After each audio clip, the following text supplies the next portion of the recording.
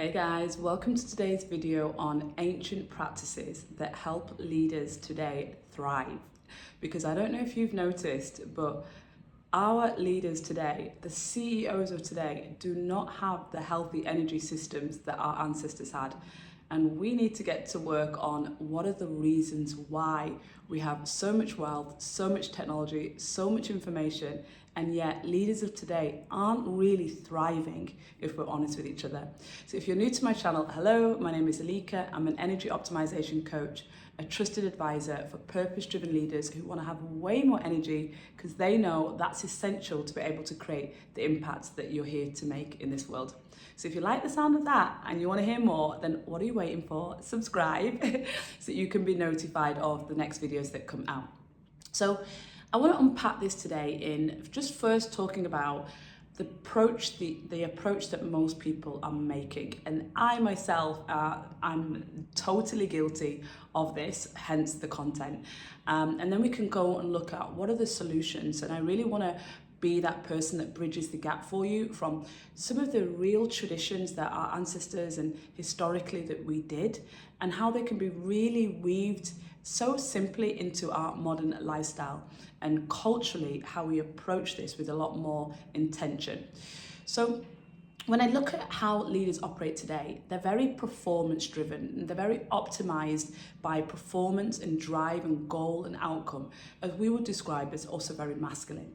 And so there is a real focus on strategy, but there's not a focus on the energy system. So when you're focused on outcome, performance, goals, you get those and you can get the results, but at what expense? And that's what we're seeing. We're seeing at the expense of our health. So obviously for me, that looked like not one, but two burnouts, because if the ultimate goal is a job title or a position in a certain hierarchy that I perceive deems me as successful, then it doesn't matter if I'm exhausted, if I'm tired, if some days this just doesn't feel like what I want to be using my energy to do. The goal is the thing that I'm focused on at the expense of everything else. And so you see it when somebody is really so focused on a goal and objective and they're piling on weight, or they come to work or come to projects and they just look a mess, they look exhausted. Or you ask how they're doing and there's just that dullness, that lack of spark to them. So this is when we are very goal driven at the expense of our health. And we also see it in relationships. How many of us have gone, okay, this needs to be put to one side because I'm focused on this part of my career. And I'm somebody that really believes that both men and women have seasons in their life. And it's really important to know what season you're in so you know how to be more intentional with your energy. So for example, a woman has a season when she's starting and maybe she goes into the world of education, and then maybe she goes into the next season where she might meet a partner either through education or slowly after education as she's starting to build her career. And then she typically has to make a choice at this point whether she's going to then move towards starting her own family. And then a lot of women today, as we know, are juggling both, right? Both trying to build their careers as well as juggling family commitments. And then there's that next season where the woman is a little bit more seasoned in either of those areas that she's really focused on. And then, menopause is that switch for so many women where they're just like, F the world, this is all about me. And they also obviously have those wisdom years. And then, I see the same with men, right? So there are seasons that men go through and I don't think they're really honored. So in our history, from evolutionary terms, there were really seasons that the man's body moved through that we know, but there were also rituals that our ancestors used, like when men would go through some form of initiation to symbolize him becoming a man. So these have all been forgotten, and because they've all been forgotten, we also don't necessarily look at, what are the distinct seasons that a man has to go through in helping him prioritize. So what I see is, because we're no longer honoring these seasons with rituals, then so many people are focused on driving their careers, building their businesses at the expense of their relationships.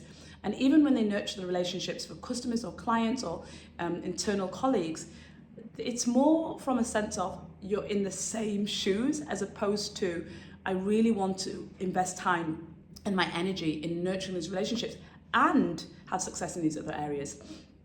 We all know what that feels like, right? We all know what it feels like to feel like you're on the back burner as somebody else is prioritizing their work. And of course, there are times when, as good friends or good relationships, you know that that's something that's needed, but it's different when it's like, you know, I do this at the expense of this area of my life. And then the other area that we see this is not just health and relationships, of course, but it's also about like when we think about ourselves and our dreams and our goals. A lot of us will put that aside because, let's say, we look at our career as the area that we make our wealth. And so if I need to make money, especially if I'm in survival mode, and it's all about making sure that I have enough finances to survive, and that perception of survival is so different for all of us. It may be that the person has gone beyond that, and now, because they've accumulated a large amount of material wealth, it's very then hard for you to go, oh my gosh, let me not prioritize this anymore. When you've built that habit of building material wealth, you then have to sustain a certain amount of income to be able to pay for that material wealth. And so how many people do we know are putting their dreams, their goals, their true heart's desires aside because they have the house, the mortgage to pay, they have the cars that are excessive, they have the extreme school education or the extracurricular activities for the children. And there are all these things that have been built materialistically, and they now become a priority over our own dreams and our heart's desires. So this is the current model. Now, I want to start talking about some of the little things that were built into cultures, tribes, our ancestral backgrounds. It's just things that were weaved in, but they really kept that harmony and kept us from over-optimizing in areas of our life at the expense of other things. And so I was looking first at like some of the support to the physical body. And one of the ones I absolutely love is this tradition in all cultures to have some form of bone broth. And so in Chinese cuisine, they have something that's called bakute, and it's like pork ribs that have been boiled down, really slowly cooked. And of course, that broth that it makes is just a really warm, nourishing stew. And then, I'm from Caribbean culture, so in Jamaica, our thing is oxtail soup. And you take the oxtail and all the collagen or the marrow that's in the bone, it's all going to come out. Another one is fish soup. So a lot of cultures will have like fish, and they will use all parts of the fish, and really all of that collagen will come out as it's slow cooking, and that soup makes a beautiful, beautiful broth that nourishes. And what does this do? The collagen really nourishes the gut, and it allows that cellular repair to be happening. It allows the gut to be nourished with all the vitamins and nutrients, and of course, the fiber from any vegetables that are put into the soups and stews slowly cook down and become fiber rich in the nourishment that it provides us, providing that really good fuel for the good bacteria. The joints become more supple, right? Think about how many of us get injuries because we're pushing our physical body so hard.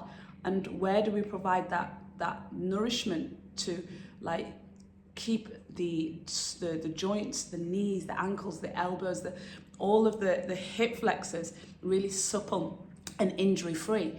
So in these bone broths, we naturally were lining our gut lining, providing that fluidity to it, giving the vitamins and minerals, and providing that youthfulness to our skin because of the natural collagen from our food. So returning back to like a slow cooked bone broth once a week that you drink half a cup of it on a daily basis and you nourish yourself, or finding a company, which is so much more easier now, that actually provides bone broth, and just sipping on that through the week is just a small habit that can really provide our body with that much needed nourishment that was just part of the food, the routine of cooking from our great-grandparents and from our ancestral backgrounds. So I love a good bone broth.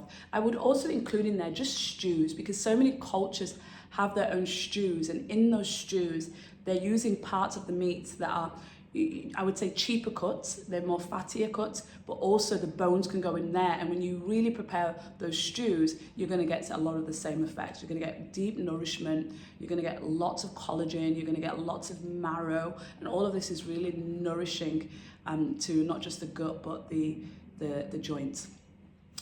So I also want to talk about a very common one, which we're talking a lot about, but we forget its history is something that human beings have done for thousands of years, and that's fasting.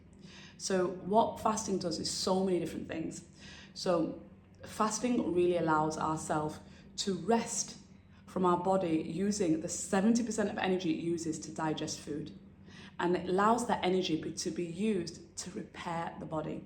So we know that sleep is one of our primary times when our body repairs. But most people go to bed with a full stomach.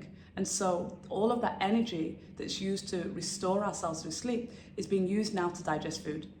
And when you do sleep, your body is allowing every single organ in Chinese medicine has its own time that it works. So for example, the liver is known to start doing its functions between 1 and 3 a.m. So when you sleep, you also allow this beautiful rest to happen. So when you sleep now without being full and using the energy of digesting food because you have a fasting practice, then you get so much more out of your sleep. So what I love about fasting is for thousands of years, we followed the sun. So the sun indicated to us that we could see, we could hunt, we could do our activities. And so the easiest way to think about fasting is what we did for thousands of years, which is following sunrise and sunset. So when sunset, our natural form of light was no longer available. And so when there is no sun in the sky, that is a time to indicate that we should stop eating. And if most people follow that, they'll follow the most common fasting pattern that is really being introduced now as a mainstream practice of fasting, which is intermittent fasting, which is 16-8. You eat within an 8-hour window. So that typically can mean pushing breakfast back late, having dinner slightly earlier, and you're eating within an 8-hour window, let's say 10 till 6. And then you have a fasting window outside of that. So this is not about eating less. This is not about one meal a day. This is about still getting the amount of protein, the amount of nutrients, fiber that you need into your meals, but reducing the fasting window. And when we do this, we are able to then move into long fasted states. So maybe once a week you have a full digestive rest for 24 hours. And then, we know that through a lot of the studies now on fasting, we can see that those longer fasts, so let's say when we go into 48 to 72 hours, not only are we resetting the whole gut and the microbiome, but we're really shifting that body from burning sugar as its main energy source into fat burn and really starting to regenerate our cells, getting that stem cell activity, regeneration of cell. And we do this through a process that we call autophagy, which is literally the cannibalism of the cells having no fuel source from outside from food, so eating themselves and regenerating new cells. So if you like anti-aging, this is your free, cheap anti-aging. So fasting is something that humans have done for thousands of years, and even if we call it different names now, this is a practice that I think as leaders today, we can use it to get clarity of mind. We can use it to create space in the day from just constantly having to think about what we eat or preparing foods. We can use it to regenerate cells in our body. And we obviously can use it to have a more optimal energy system that is a fat burner versus a sugar burner. So if you're not already considering or looked at the benefits of fasting and started off small with a fasting practice that can work with you. Obviously for women, we really have to learn how to fast to our 28-day cycle as well. So there are 2 periods where we really want to avoid fasting, which is when we're ovulating and the week before our period. If we're post-menopausal, then it's slightly different. And also there are other individuals that may be susceptible to blood sugar issues or, for example, the aging, where we might need to look at that differently. But, when you consult your doctor and you work with your lifestyle, your own individual needs, it's very clear that for most people, they can benefit from introducing a type of fasting because, again, this is something that humans have done for thousands of years. So this one I love. I want to talk about communal eating. So for thousands of years, we came together as tribes. Humans are social creatures, and we came together with fire and food. We broke bread together. This is an ancient practice, and communal eating, is something that is so at the heart of humans connecting with each other And what I always see is that when people are eating alone, they're not as regulated in their nervous system, because there isn't that interaction of the other person that can bring peace. Now, it's not to say that you can't be eating with a person and be under extreme stress. Of course we can. But the worst scenarios are the ones that are so away from how we were designed, which is when we're walking really fast under stress from racing from one thing to another and trying to eat. Like, I recall in my experience when I did this was when I was running the restaurant, and I literally felt like I had no time, again, limited beliefs, but I felt like I had no time to even sit down and eat, because that time was what I wanted to use to manage the restaurant and to manage all the issues that I was having. And so I would literally be in the kitchen and running from the wet kitchen to the dry kitchen, throwing food into my mouth as I was running between customers and people and staff and the work that I had to do. Never just taking that moment to rest. And how many of you still do that? Still notice that you're eating on the go, throwing food into your mouth and not realizing that actually you're using the food as a cushion? And how can we have sacred moments where we really start to honor again the experience of eating with others? That maybe you organize your day or your week to have multiple occasions where even as a family you come together and you set a rule that you all must eat around the table. Like, this was something that I'm very fortunate about, that when I grew up, my mother loved us to sit around the table and have dinner together. So even when I didn't have it, and there's been plenty of times in my life where I didn't have it, it never felt right to me. Or it could be that you decide to arrange your lunch meetings with somebody else, or at least minimizing the times that you eat alone or you're tempted to eat on the go. And communal eating allows us, I mean, I can picture so many of the holidays that I had in Spain and in Italy, and you're just growing up as a family, and just those moments where you all come together. And for us, it was with paella, obviously with Spain, and just every culture has this way of like having all the dishes out, right? Just think of Thanksgiving or Christmas and all the dishes out and everybody helping themselves. And there is that sharing of stories that happens. And the truth is, when your nervous system is experiencing joy and happiness and sharing amongst, you know, others with great stories, when you eat with that state, your body obviously sends completely different signals that allow you to digest the food much more than when you're eating under stress or eating alone or eating feeling isolated. So returning back to communal eating and really embracing this simple practice of humans coming together, breaking bread together, and understanding that that is part of what it was for us to be human and to be thriving and to experiencing much more joy and much more management of our energy systems in those higher frequencies of joy.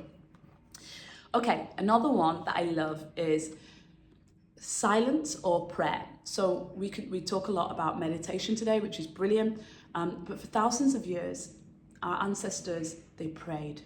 Not just praying also before they ate, which again is another beautiful practice to create silence and gratitude before eating. Again, brilliant for the nervous system before eating, but they prayed, right? We argue today over who's God and, you know, do we even believe in God, but it doesn't matter. What this prayer did was gave a beautiful sacred pause, and it gave us a moment of silence. And in that silence, we got to connect with ourselves. Maybe through connecting with God, we got to hear our own inner wisdom in that deep connection. But this moment of pause, this moment of silence, this moment of being connected to what I also feel now is the quantum field, which is the possibilities that are out there that we can't see because we're so on the go and we're so racing from one thing to another. Prayer gives us this ability to go inwards and to speak out our deep desires and inner truth. And so whether you feel you're praying to God, praying to the universe, or just having deep dialogue with your spirit or yourself, it doesn't matter. But what it does is it creates that moment of energetic realignment. Yeah, and this is something that leaders need today to be more centered, more grounded, and more present, which really is what's going to create a lot more inner peace. Movement. So for thousands of years, we moved. We sat in positions like cross-legged, like crouching, you know, and these positions allowed our body to notice when it was done with that position and it needed to move. Now we have beautiful ergonomically designed sofas that keep us really comfortable, and they keep us so comfortable that our natural senses to move are stopped. Whereas actually, like when you sit on the floor, you start noticing you need to move, you need to fidget, and that movement happens naturally. So today, movement has become something that culturally we do in isolated periods, like when I go to the gym or when I go for the walk. But movement should be part of like how we express ourselves and how we are present in our body to know that energy needs to be shifted through the body. And so we talk about, 10,000 steps, and clearly some of us are not even reaching a few thousand, but those steps would have been so much more in our ancestral pathway. And in our past, we would have just had movement through a lot more subtleties, chores, gardening, just carrying heavy things like shopping, carrying items that were heavy or moving items that were heavy, and not necessarily relying on others or machinery to do so. So movement has been something that we have built into our ancestral path as just normal way of living. And in our modern day culture, we're restricting movement through so many ways of just trying to be comfortable. So lastly, I want to talk about nature. So the fact that we even use the word nature refers to today's culture where we see that we are separated from our natural environment. Nature is our environment. We were not built and designed to live in concrete jungles. We were designed to live with the plants, with the trees, with the sea, with the water, with the air, with the sun. And so I look today and, especially having come from one hot climate to another, from Singapore to Dubai, where both climates, one more than the other, is so scared of the sun. And it's a really scary time for us to be as human beings, where we are scared of the sun. Our largest and our freest energy source that literally regulates our immune system through the receptors receiving vitamin D from the sun. And we are scared of our natural habitat. So we are scared about putting our feet in dirt. We are scared of being burnt from the sun, not knowing that, before 10 o'clock and after 4, the sun is so healing. So we'd rather go to infrared saunas than just get that sunlight in the safe times that it's provided. We think about air and just being able to breathe properly so that we can literally oxygenate and provide prana or energy to every cell in our body. So many of us, because of the stress of the modern day life, are just breathing through our mouth, and we've forgotten that we are supposed to breathe in through our nose, where the nose actually provides a natural filter for toxins that we don't get when we breathe through our mouth. So oxygen and receiving oxygen in the right form, we know this. We look at plants, I think about a plant that has no source of oxygen. We know it wouldn't be good for it, but yet we don't think about ensuring that we are really making sure that we are taking those deep breaths, having a breathwork practice that really allows us to be tapping into our natural source as humans, as the energy.